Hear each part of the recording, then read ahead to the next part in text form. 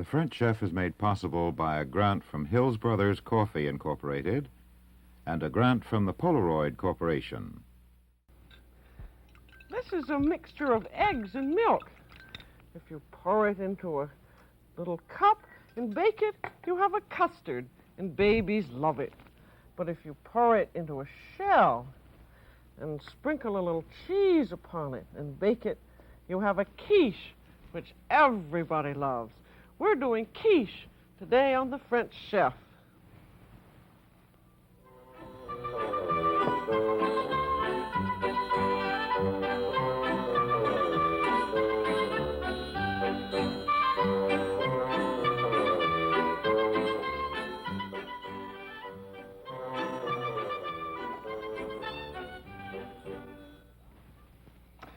Welcome to the French Chef.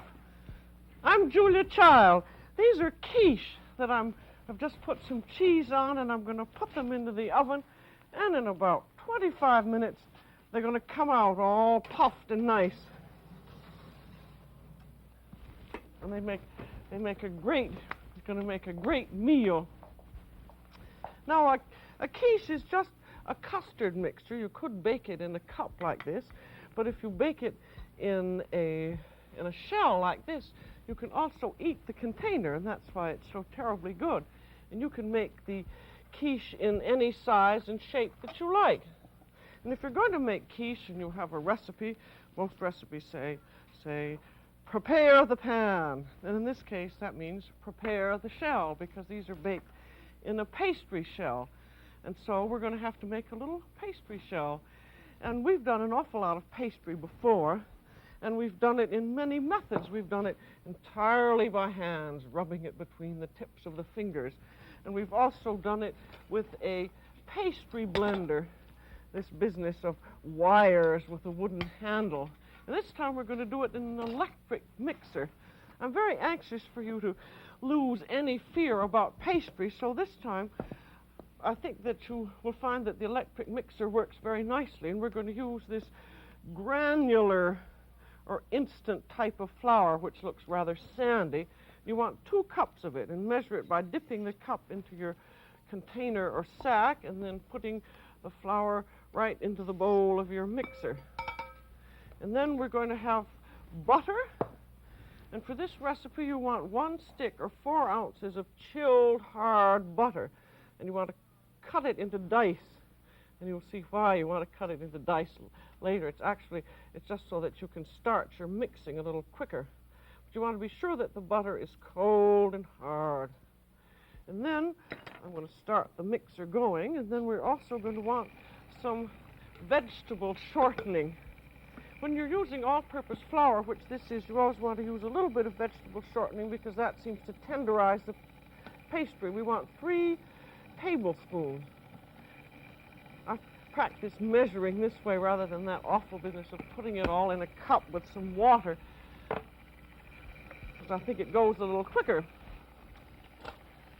So that was 2 cups of flour and 1 stick of butter and 3 tablespoons of white vegetable shortening. And then you put it in your mixer and set the mixer rather low, and then with a rubber spatula keep pushing the mixture into the blades.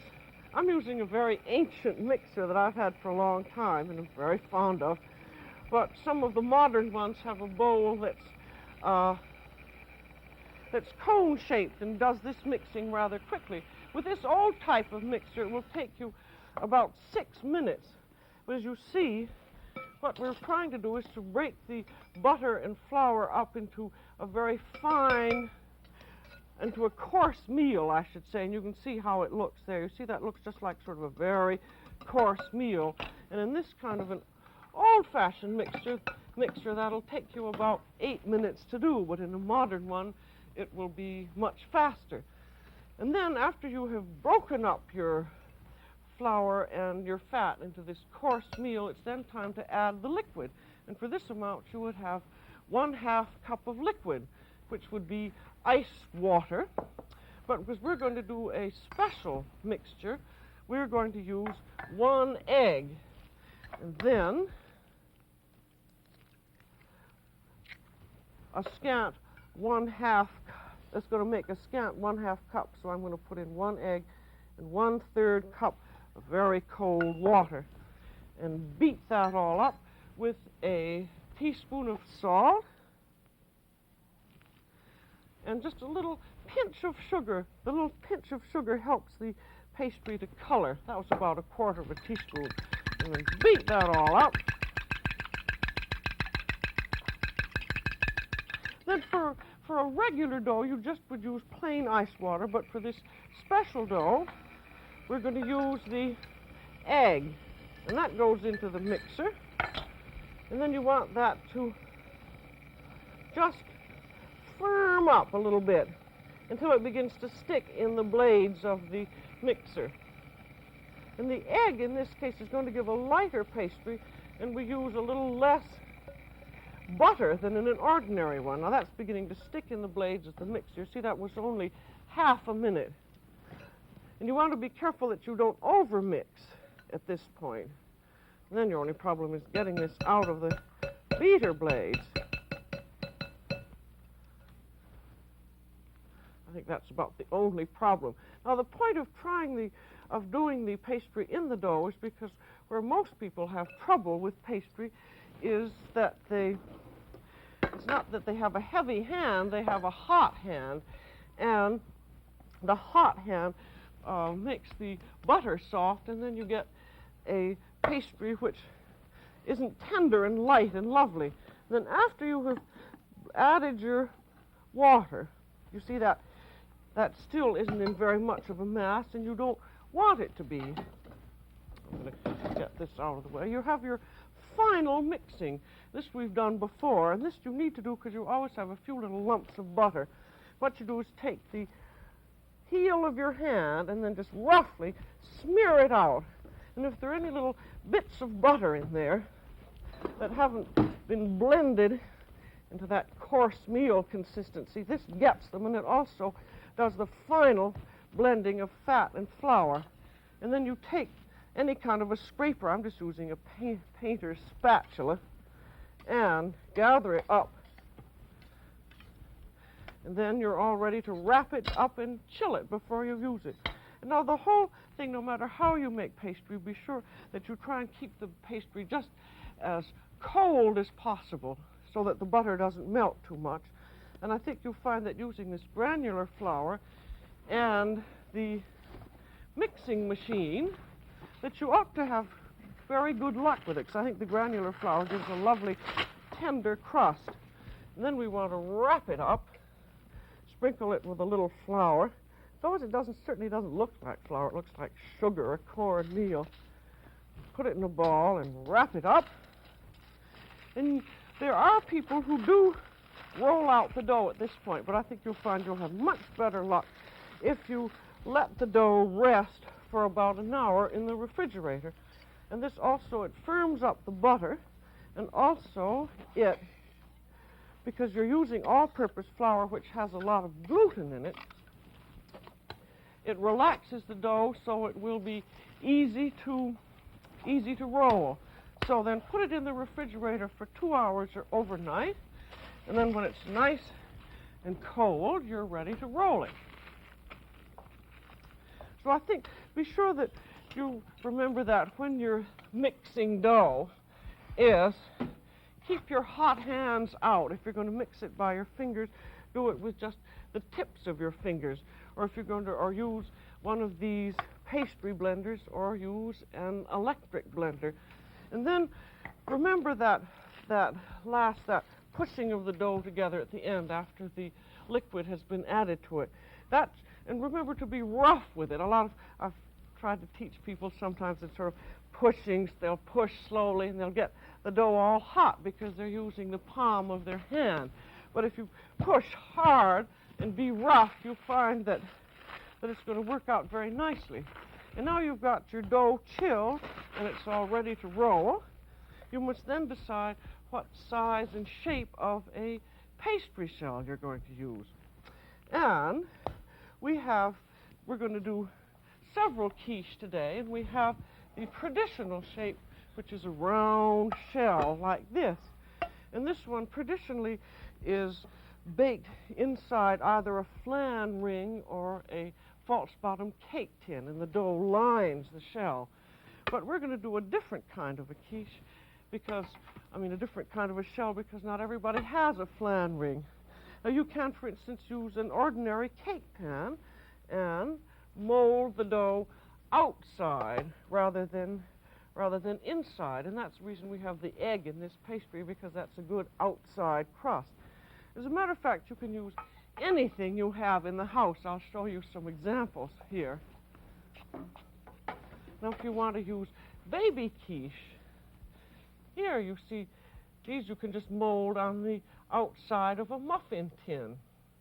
Or if you have an odd-looking six-sided pan like that, I don't know where I picked that up, you can mold it in that. Or you can take a ring mold and bake your shell in that. Or I have a funny old French baking dish in the shape of a boat, and so I've made a shell in that. Or you can use a glass baking dish, or an upside down saucepan, or a big loaf pan. Or you can even use a horseshoe mold like this if you happen to have one. Really, anything that is oven-proof is perfectly fine to use. And I think it would be fun to use the ring mold, so I'm going to use that. And first, you want to be sure to butter the mold, otherwise you won't be able to get the pastry off of it. So, buttering the outside of the mold, and I'll get this out of the way for the moment. And then we're going to roll out the dough. We've done this lots before. I really will welcome if you say, oh, I've seen that so many times, because that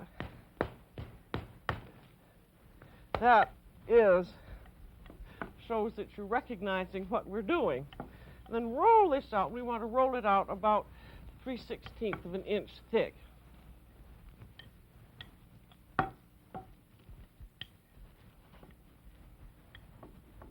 I think one thing, this electric mixer dough,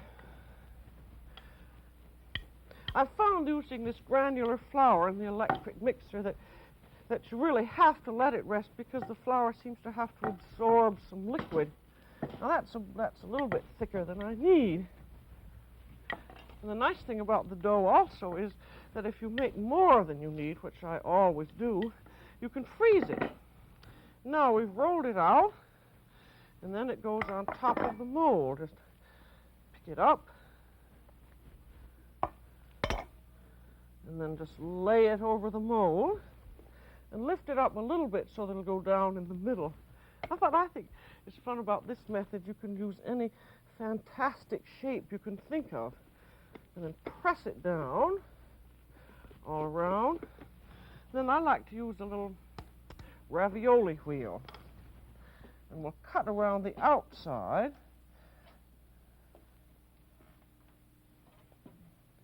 Didn't press that down very well there. I should have pressed this down a little bit more all around, trying to make it as even as possible.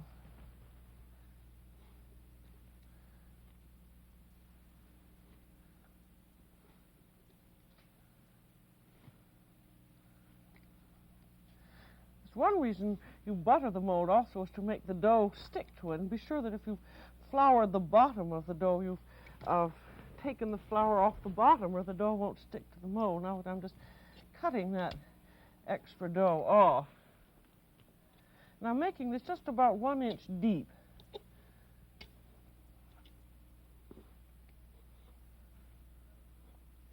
The ravioli wheel makes a little bit of a design. There's the extra dough I can freeze, and now we have the center portion. So cut a hole with a knife, make a cross down in the center, and then we'll push it to the sides.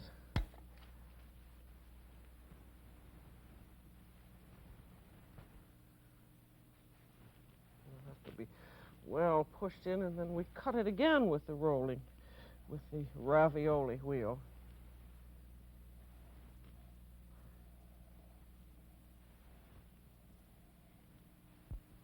around, and then the inside is always a little bit difficult to get off.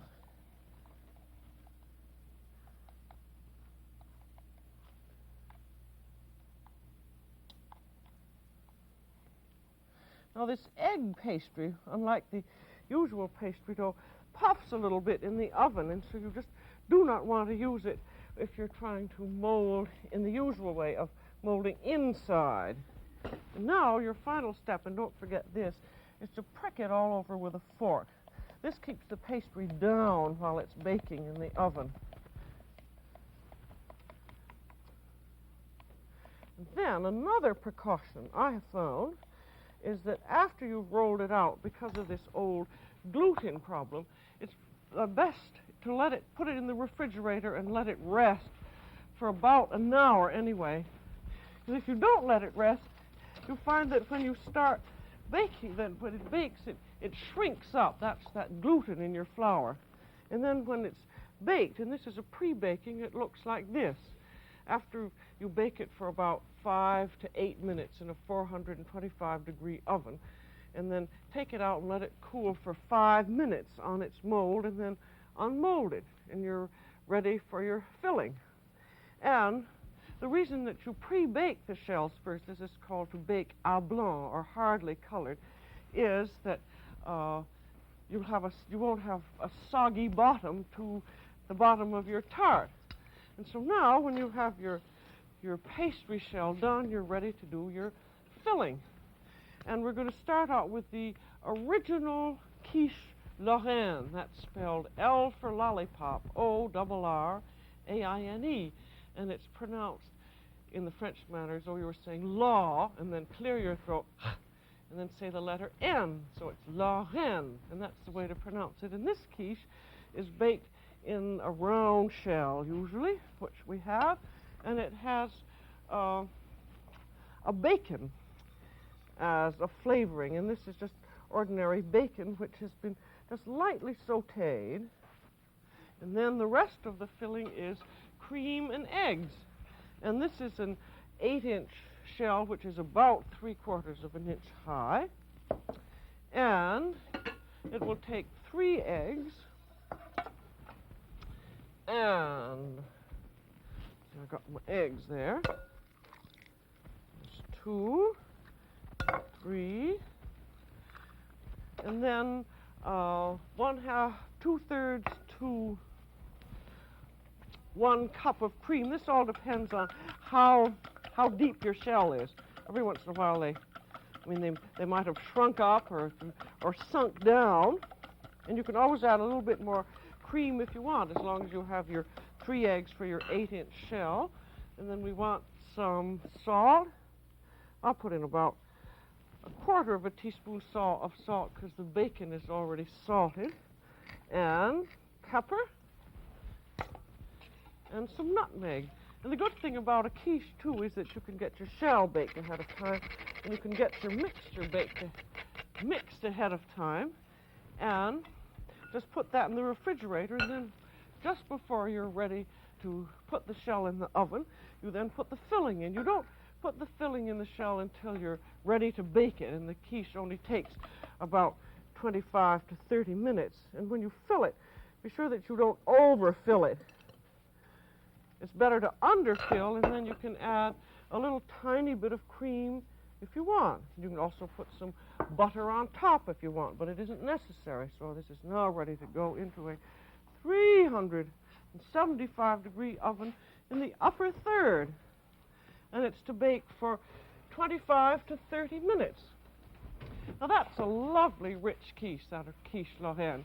But you can do many other mixtures which are all very good. That's the nice thing about the quiche. You can do just about what you want. But if you're using one of these fancy shapes, such as this mold here, you'd have to know how much filling you're going to put in it. So I'll get the shell and show you how you can tell. This would be if you're going to use like a horseshoe or a big bread loaf pan. You take your shell and put it on the mold, and then mark with your finger how far down it comes, and then turn the mold upside down and fill with water up to that part of your finger, and then measure the water, and then, you know, say it takes 2 cups or 1½ cup of filling. And then the rule is for every cup of filling contains 2 eggs. So, say this took just 1 cup, you'd break 2 eggs into a cup, and then you'd fill the rest of the cup with your filling, your liquid or whatever else you were going to use. And if this took 3 cups, you just triple that. For 3 cups, you would use 6 eggs. And what's nice also about the quiche is that you can, if you're going to have a quiche party, the way we're going to do, you can make a big basic mix, and I'm going to make a triple mix with 6 eggs. Oh, there is 2, 4, and 6. I'm using grated large eggs here. There are 6 eggs, and then 2½ to 3 cups of milk. I guess I'd better beat up the eggs a little bit first.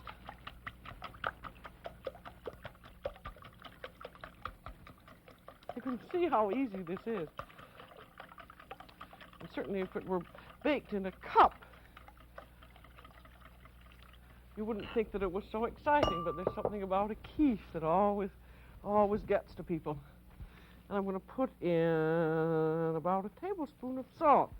You can always add a little bit more later. And some pepper and some nutmeg.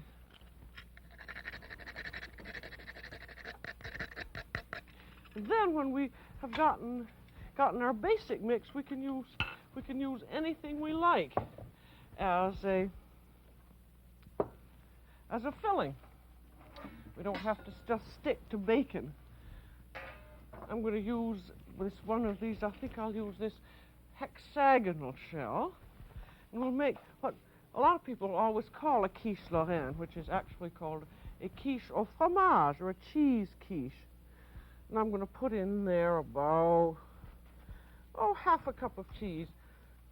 You'll find when you make these quiche yourself, you can do just about anything you want, as long as you have your 2 cups of egg, your 2 eggs per cup, and then just pour this mixture in. And it doesn't really make any difference how much I use, as long as I don't use too much, because I haven't even bothered to measure that, because I know that I have enough eggs in here. And be sure that you don't fill more than that you leave about 1/4 inch of unfilled space.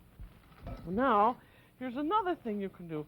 This is one reason that quiche are so nice, in that you can just use anything. I've got some shrimp here, which have been warmed in butter with a little bit of herbs and some shallots. I don't think I'm putting this in very neatly, but I can pick them up with my fingers afterwards. And a little bit of vermouth I also added to the shrimp, and salt and pepper so that they taste good even if they weren't in a quiche. You can do the same thing with mushrooms or cooked chopped spinach. And now you just pour the quiche mixture in, being very careful not to overfill the shell.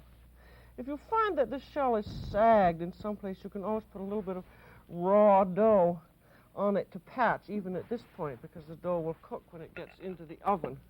And then put some cheese on top of this one. And lobster quiche is awfully good. You do it just exactly the same way. Take cooked lobster meat and just warm it in butter and a few seasonings. Just sort of make up yourself what you'd like. And then if you want, you can put on some butter, or you don't need to. You see, this with just a milk base is much less rich. But you can use, for your liquid, you can use light cream or all cream. It just depends on your dietary requirements. So, those are all ready for the oven, and as you remember, you can get your mixture all done ahead of time, but you do not fill the quiche until just before you bake. And then the quiche go into the oven, and they all take 25 to 30 minutes. It depends on how deep the quiche is. But if you're going to use one of those great big long ones, like a long angel loaf pan. Be sure and don't make the quiche too deep, and if you're going to bake it in the oven, brace it with something, because I did one the other day, and all the sides collapsed just because I hadn't braced it while it was in the oven. Now that again goes in and bakes for 25 to 30 minutes, and we have these ones you saw me put in the beginning, which should be done.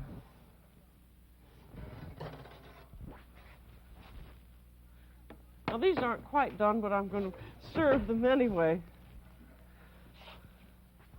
But when they are done, they've puffed more than this, and they have browned nicely. I've got some more quiche in the dining room so that you see how they look. And so you just take a big spatula. Now this is the nice thing about having these in a freestanding shell. I'm sorry these aren't done, but that sometimes happens. What I wanted you to see how they looked when they were puffed. It would puff up to about there and be nicely brown, and then it gradually sinks down as it cools.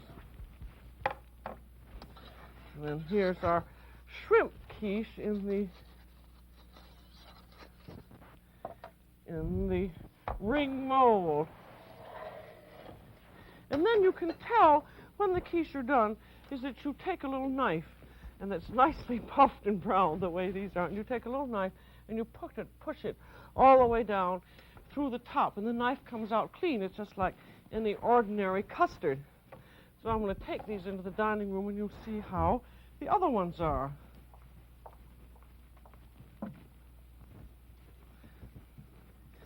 And you can serve a quiche either hot or warm or cold. When it comes out of the oven, it begins to sink just a little bit.